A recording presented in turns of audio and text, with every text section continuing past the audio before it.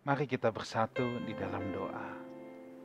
Bapa dalam surga, di hari kenaikan ini, kami ingin diingatkan kembali akan pesan-pesan Tuhan yang begitu penting, yang harus kami jalankan selama kami hidup di bumi ini. Bapa, tumpahkan apa yang menjadi isi hati Bapa di tengah-tengah kami. Terima kasih. Dalam nama Tuhan Yesus kami berdoa. Amin. Shalom saudaraku, hari ini kita merayakan hari kenaikan Tuhan Yesus. Boleh ada banyak tokoh agama, tetapi tidak ada yang dirayakan kenaikannya ke sorga. Kenaikannya membuktikan bahwa dia memang berasal dari sorga. Kenaikannya membuktikan bahwa dia memang penguasa sorga. Saudaraku, ketika Tuhan Yesus diangkat naik ke sorga, itu bukan hanya disaksikan oleh 1, 2, 10, 50, 100 orang, tetapi ada sekitar 400-500 orang lebih yang menyaksikan peristiwa ini. Saudara, fokus kita sebenarnya bukan hanya sekedar bagaimana Yesus terangkat ke surganya, jelas itu penting, tetapi yang lebih penting adalah ketika Yesus hendak terangkat ke surga, ada pesan-pesan terakhir yang ia sampaikan. Jelas pesan itu pasti pesan yang sangat penting. Kalau saudara mau berpergian keluar kota, di mana saudara harus ada work trip yang mungkin hanya 1-2 hari sekalipun, dan di rumah kebetulan cuma ada anak-anak doang, saudara pasti juga akan menyampaikan pesan kepada anak-anak saudara. Dan pesan yang saudara sampaikan pasti pesan yang sangat penting. Tidak mungkin sebelum saudara keluar kota itu untuk meninggalkan anak-anak saudara, saudara tidak mungkin hanya berikan pesan-pesan yang sifatnya remeh-temeh. Pasti yang sangat penting. Nah, pesan terakhir Tuhan Yesus ini seringkali kita dengar dengan sebutan amanat agung.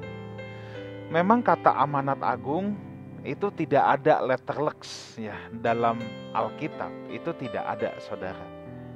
Ya, di mana ayat yang Tuhan Yesus mengatakan ini loh amanat agung, tetapi diberi nama amanat agung oleh bapak-bapak gereja, pasti itu sudah memiliki pertimbangan, pasti memiliki bobot, pasti memiliki banyak pemikiran. Sampai pesan terakhir ini harus diberi nama sebagai amanat agung. Nah, amanat itu sendiri artinya tugas. Agung itu akbar, penting, besar, mulia. Jadi amanat agung adalah sebuah tugas yang sangat akbar, yang sangat besar, yang sangat mulia. Ya, kalau bahasa Jermannya kudu, itu bukan Jerman saudara. Ya, ini yang wajib, yang gak bisa enggak harus kita jalankan. Oke, tugas mulia ini tertuang dalam Injil Matius pasal yang ke-28. Saya mau mengajak saudara baca dari ayat yang ke-16 sampai 20. Injil Matius 28 pasal 28 ayat 16 sampai 20. Dan ke-11 murid itu berangkat ke Galilea, ke bukit yang telah ditunjukkan Yesus kepada mereka. Ketika melihat dia, mereka menyembahnya. Tetapi, lihat ini, beberapa orang ragu-ragu. Yesus mendekati mereka dan berkata, "Kepadaku telah diberikan segala kuasa di sorga dan di bumi. Karena itu, pergilah, jadikanlah semua bangsa muridku, dan baptislah mereka dalam nama Bapa dan Anak dan Roh Kudus. Dan ajarlah mereka melakukan segala sesuatu yang kuperintahkan kepadamu. Dan ketahuilah, aku menyertai kamu senantiasa sampai kepada akhir zaman." Ayat yang ke-17 ini menarik. Ketika mereka melihat dia, ya, melihat Yesus, mereka murid-muridnya menyembahnya, tetapi beberapa orang masih ragu. Masih ada yang ragu loh saudara. Ya, ini ajaib juga sih. Udah 3 kali ditemui, berkali-kali melihat, tapi masih ada yang ragu. Alkitab tidak menunjukkan keraguannya tentang apa. Mungkin mereka ragu. Masa iya sih ada orang bisa naik ke atas langit? Apalagi zaman itu saudara, pesawat terbang aja belum ada. Mungkin ragunya karena hal itu. Tetapi satu hal gini, the show must go on. Yang hebat adalah Yesus tetap memberikan kepercayaan kepada orang yang ragu kepada dirinya. Tuhan tetap berikan kepercayaan kepada murid-muridnya. Sekalipun ada beberapa dari antara mereka ragu, tapi saya yakin Thomas tidak mungkin masih ragu. Thomas pasti bukan bagian itu. Ya, di awal bulan saya membahas tentang Thomas. Saya yakin orang seperti Thomas sekali percaya akan percaya habis-habisan, tidak ada keraguan di dalamnya. Nah, tetapi Tuhan tetap mempercayakan dirinya, tetap mempercayakan tugas yang mulia ini, yang besar, yang akbar ini kepada orang yang masih ragu kepadanya. Ini luar biasa. Ayat yang ke-18, Yesus mendekati mereka dan berkata, "Kepadaku telah diberikan segala kuasa di sorga dan di bumi." Yes, kematian dan kebangkitannya membuktikan kemenangannya. Itu sebabnya seluruh kuasa di sorga dan di bumi ada dalam tangannya sekarang. Dan hal ini menunjukkan bahwa tugasnya sudah selesai di bumi. Ini menunjukkan tugasnya sudah selesai. Tetapi kita belum selesai. Ibarat pelari estafet, pertandingan ini belum berakhir. Tuhan Yesus sebagai pelari utama, para tokoh iman melakukan pertandingannya juga. Dan sekarang tongkat estafet itu ada di tangan kita. Saya pribadi mempercayai bahwa kita adalah pelari-pelari terakhir. Artinya kita adalah pejuang-pejuang menjelang kedatangan Tuhan. Itulah sebabnya berlarilah sedemikian rupa. Seperti kata kitab Ibrani bilang. Dengan mata yang tertuju kepada Yesus, berlarilah sedemikian rupa. Ketika Tuhan katakan segala kuasa di sorga dan di bumi sekarang ada dalam tanganku. Yes, sebab tugas dia sudah selesai. Tetapi estafet itu sekarang ada di tangan kita. Dan kita yang harus meneruskan tugas yang mulia itu. Dan Tuhan kasih tugas estafet ini. Ya, Tuhan kasih tugas estafet ini kepada kita. Yaitu tugas amanat agung, tugas yang agung, tugas yang sangat mulia, tugas yang sangat besar, tugas yang sangat akbar. Kalimat ini saudara ya, segala kuasa di sorga dan di bumi ada dalam tanganku. Ini adalah kalimat penguatan kepada murid-muridnya. Ingat, murid-muridnya kan sedang diberikan tugas yang sangat penting, sangat akbar, sangat besar, sangat hebat. Tentu mereka perlu ketetapan hati, perlu kekuatan untuk yakin bahwa saya bisa mengemban amanat ini. Jadi kata-kata ini sebagai motivasi kepada murid-muridnya. Kata-kata ini sebagai pemantik semangat kepada murid-muridnya bahwa yes, you can do it. Bahwa saudara bisa melakukannya, bahwa murid-muridnya bisa melakukannya amanat agung ini. Yes, ini besar, yes, ini penting, yes, ini akbar. Dan murid-murid pasti harus bisa melakukannya. Saudara, jangankan Tuhan yang berikan perintah. Kalau saudara diberikan tugas oleh presiden, tugas negara, tugas yang berat, mungkin kita bisa ragu. Aku bisa gak ya jalankan ini? Aku bisa gak ya jalankan ini? Tapi kalau presiden bilang, kamu pasti bisa. Aku backup kamu. Saya akan berikan backupnya. Saya backup kamu. Itu pasti akan menjadikan kekuatan luar biasa bagi yang menjalankannya.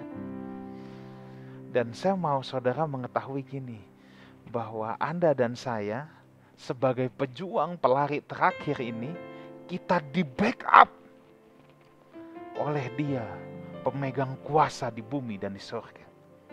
Ini luar biasa. Yang backup kita bukan pejabat. Orang punya backup pejabat, punya backup aparat, bangganya setengah mati. Yang backup kita ini bukan pejabat, bukan raja manapun, bukan raja dari negeri manapun. Yang backup kita raja di atas segala raja, pemegang kekuasaan di sorga dan di bumi. Ini prinsip penting kita ketika kita melayani Dia, bahwa kita di backup oleh pemegang kekuasaan tertinggi, bahwa kita di backup oleh pemegang kekuasaan tertinggi. Pastikan saudara, bukan kepentingan diri sendiri yang sedang kita layani, tetapi kepentingan Dia. Kita pasti di backup oleh Tuhan kalau yang kita lakukan adalah kepentingan-kepentingan Dia. Kita pasti di backup oleh Tuhan kalau yang kita kerjakan adalah agenda-agenda kerajaan surga. Kalau agenda kita sendiri yang kita kerjakan, Tuhan tidak ada urusan, Tuhan gak punya kepentingan, Tuhan gak punya kewajiban untuk membackup kita. Itulah sebabnya saya harus memastikan pelayanan yang ada di Lifehouse Community ini merupakan agenda-agenda Tuhan. Tidak pernah boleh agenda-agenda saya pribadi. Tidak pernah boleh agenda-agenda saya pribadi. Sebab kalau agenda saya pribadi, maka saya berkhianat terhadap kerajaannya, dan Tuhan tidak perlu membackup pelayanan ini. Tetapi saya percaya apa yang kita bersama jalankan, gereja ini bukan milik saya, gereja ini milik Tuhan yang dipercayakan kepada kita. Kebetulan saya yang Tuhan tunjuk menjadi gembala jemaat. Tetapi ini bukan dijalankan roda pelayanan ini dalam rangka kepentingan saya. Ini semua harus dalam rangka agenda Tuhan menjalankan amanat agung ini. Itulah sebabnya saya percaya Tuhan juga yang akan kirimkan orang-orang, Tuhan yang kirimkan jiwa-jiwa untuk membackup semua sumber dayanya. Ayat yang ke-19 ini menarik. Karena itu pergilah, jadikanlah semua bangsa muridku, dan baptislah mereka dalam nama Bapa, Anak, dan Roh Kudus. Ayat ke-20, dan ajarlah mereka melakukan segala sesuatu. Ada 4 buah perintah di sini.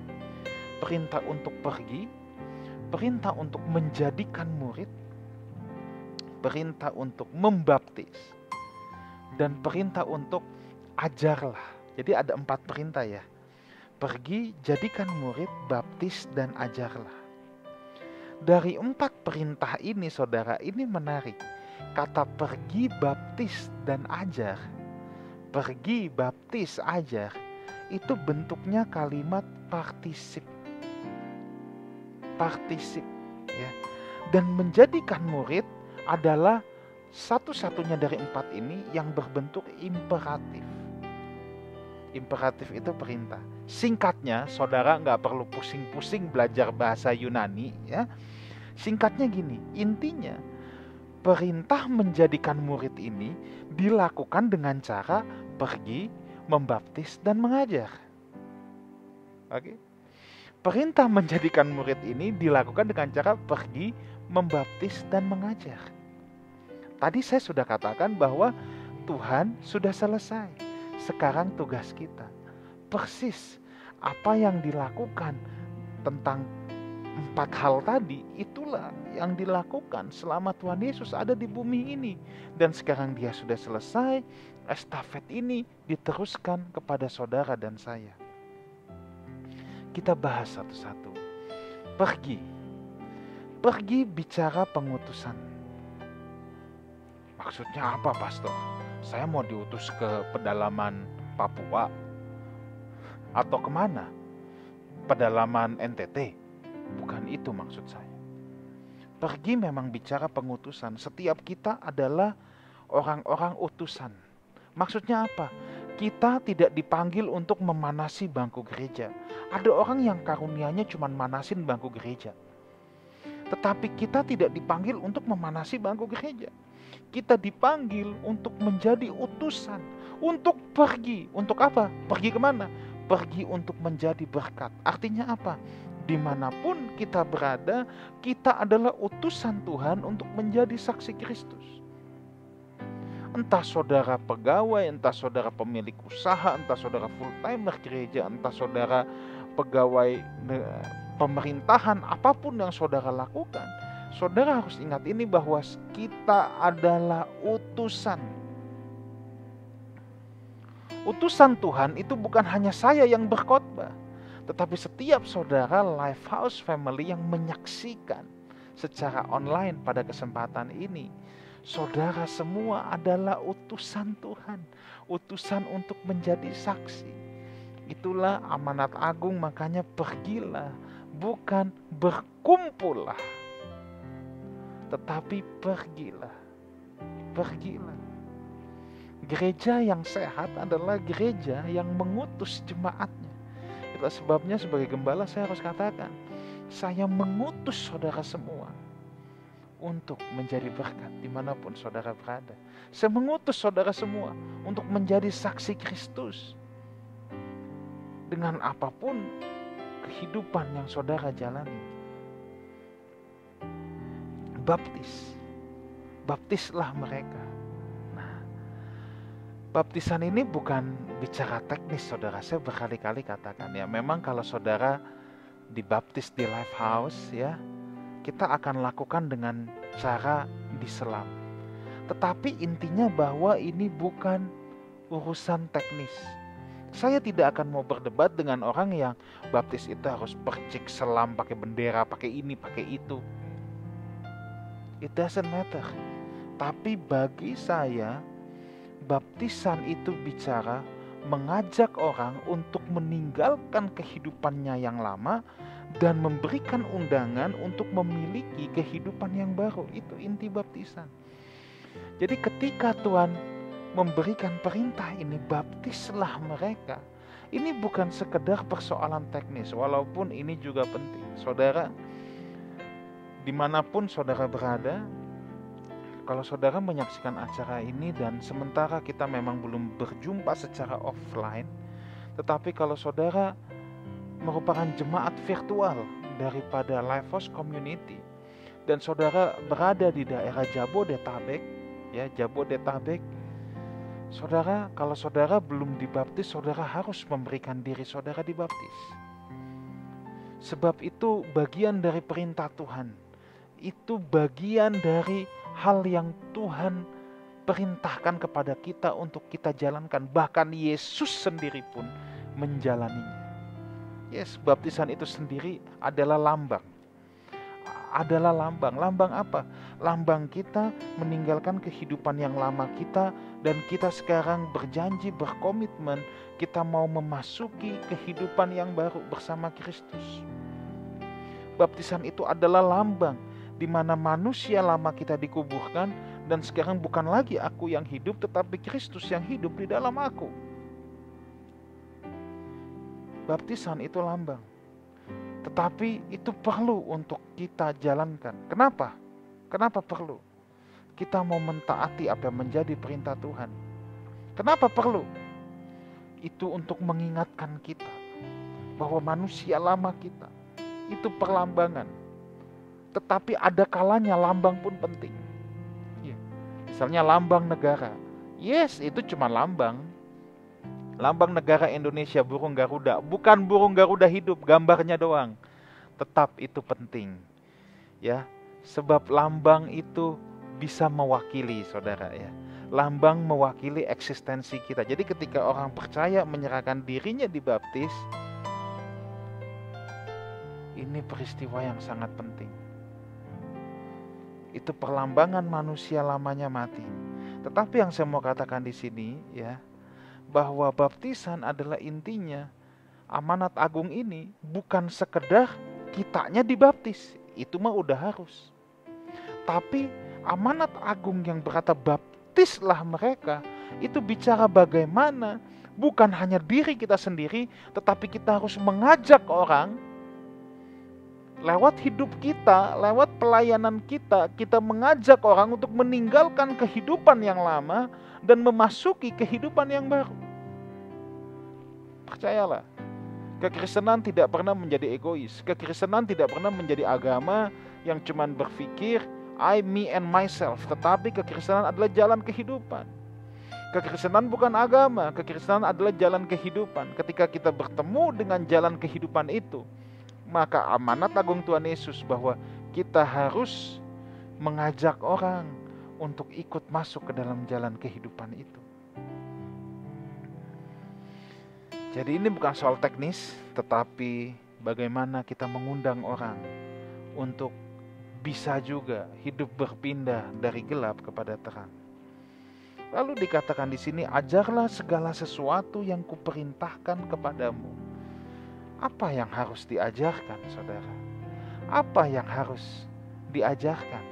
Yang Tuhan perintahkan. Oke, yang mana? Rasul Paulus ini menarik, saudara. Rasul Paulus menegaskan apa pesan yang sangat penting itu yang merupakan khas dari pemberitaannya. Saya mau ajak saudara semua, kita buka 1 Korintus 15 ayat yang ketiga dan keempat.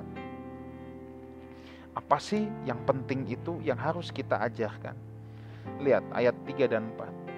Sebab yang sangat penting telah kusampaikan kepadamu. Jadi dalam setiap pemberitaan Rasul Paulus kemanapun dia pergi, pasti yang sangat penting ini pasti ada. Dan ini merupakan inti berita. Ini adalah puncak pemberitaan, merupakan fondasi iman dan kepercayaan seluruh jemaat Tuhan pada saat itu. Sebab yang sangat penting telah kusampaikan kepadamu, yaitu apa yang telah kuterima sendiri, ialah bahwa Kristus telah mati karena dosa-dosa kita, sesuai dengan kitab suci, bahwa ia telah dikuburkan, dan bahwa ia telah dibangkitkan pada hari yang ketiga sesuai dengan kitab suci. Ini loh pesan yang sangat penting yang harus kita beritahu, bahwa hidup kita telah dibayar lunas oleh Tuhan. Hidup kita telah dibeli lunas. Makanya sekarang kita, bukan kita lagi yang hidup, tetapi hidup yang kita jalani adalah hidup bersama Tuhan. Ini loh pesan yang penting itu, bahwa Kristus telah mati karena dosa-dosa kita. Harusnya kita yang dihukum, tetapi Kristus yang menggantikan tempat kita. Makanya dalam kesempatan lain Paulus berkata, kamu orang-orang yang berhutang, kita orang-orang yang berhutang. Maksudnya apa? Hutang berapa duit? Loh, hutang nyawa, saudara. Kita orang-orang yang berhutang, bukan untuk hidup menurut daging, tetapi hidup menurut roh. Kematian Kristus ini menjadikan kita sebagai orang-orang yang berhutang kepada Kristus, bahwa kita telah ditebus. Makanya nih ada kaitan dengan baptisan tadi, bahwa kita meninggalkan cara hidup kita yang lama. Bagaimana sekarang kita bisa mengundang orang untuk meninggalkan cara hidup yang lama, sementara kalau kita sendiri hidup dalam kehidupan yang lama? Nggak nyambung. Gimana kita bisa ajak orang, saudara? Jadi juga dalam hal ini saya mau ingatkan saudara bahwa kita jangan ikut-ikutan kepada orang yang bilang Tuhan berhutang. Lah, kita yang berhutang. Kok jadi Tuhan yang berhutang? Seakan-akan Tuhan yang berhutang sama kita. Kita yang berhutang, saudara ya. Nah, hal-hal ini bahwa Kristus telah mati karena dosa kita, Kristus dikuburkan, dibangkitkan pada hari yang ketiga. Itu adalah prioritas utama dalam pemberitaan Injil. Bahwa kematian manusia lama itu harus menjadi prioritas utama dalam pemberitaan Injil. Bahwa kita tidak boleh hidup menurut daging, itu adalah prioritas utama dalam pemberitaan Injil. Ibrani 8 ayat yang ke-1. Kita nggak tahu siapa yang menulis kitab Ibrani. Ada yang berkata Barnabas, ada yang berkata Paulus. Tetapi yang jelas apa yang ditulis kitab Ibrani juga adalah merupakan pesan Tuhan yang sangat penting. Nanti saudara baca sendiri ayat 1-13, tetapi saya hanya akan bacakan ayat yang pertama. Inti segala sesuatu, inti segala yang kita bicarakan itu ialah, lihat ini, kita mempunyai imam besar yang demikian, yang duduk di sebelah kanan tahta yang maha besar di surga. Ayat ini diawali dengan penekanan yang sangat khas dan luar biasa. penekanan ini berbunyi inti dari segala pembicaraan. Jadi apa yang dibicarakan semua intinya yaitu tentang Yesus yang telah menjadi imam besar. Artinya Yesus perantara antara Allah dan manusia lewat pengorbanannya di atas kayu salib. Oke, sekarang saya simpulkan. Apa yang harus kita ajarkan? Yang harus kita ajarkan adalah berita tentang Yesus sebagai anak domba Allah tidak boleh digantikan dengan berita Injil kemakmuran belaka, tetapi harus merupakan undangan untuk memiliki hidup sebagai anak-anak terang. Inti pemberitaan itu harus merupakan undangan hidup untuk hidup sebagai anak-anak Allah yang maha tinggi. Dan semua pembicaraan tentang Yesus, kan tadi saya katakan berita tentang Yesus sebagai anak domba Allah. Berita tentang Yesus, pembicaraan tentang yang mulia Tuhan Yesus harus berujung pada pemahaman bahwa Ia adalah imam yang telah menjadi perantara Allah dan manusia lewat pengorbanannya di atas kayu salib. Jadi inti pemberitaan tentang Yesus ini harus memiliki pemahaman bahwa Ia adalah imam besar, Ia adalah imam yang menjadi perantara antara Allah dan manusia lewat pengorbanannya di atas kayu salib. Itulah sebabnya jelas, dengarkan ini, posisi perantara ini tidak boleh diambil oleh siapapun. Bahkan para rasul Tuhan Yesus pun, murid langsung Tuhan Yesus pun, Paulus tidak pernah mengambil porsi ini. Tidak pernah mengambil porsi ini. Pemahaman yang kita ajarkan tentang Yesus harus berujung pada Yesuslah satu-satunya perantara. Tidak ada manusia manapun, hamba Tuhan, pendeta, bahkan rasul yang boleh mengambil posisi ini. Sebab perantara memang hanya satu, yang mulia Tuhan Yesus. Itulah sebabnya saya tidak bosan-bosan mengatakan I am just an equiper. Pelengkap, bukan pelengkap penderita saudara, tapi equiper, pelatih, orang yang mengequip, orang yang memperlengkapi, supaya saudara juga punya ketajaman rohani. Saya bicara bukan sebagai orang yang lebih tahu, saya hanya lebih dulu tahu. Dan saya harus membagikan apa yang saya tahu, supaya saudara yang belum tahu juga ikut menjadi tahu. Dan saya tidak boleh menciptakan sebuah situasi, sebuah kondisi di mana saudara bergantung sama saya. Sebab satu saat saya tidak ada, pelayanan ini harus tetap berjalan.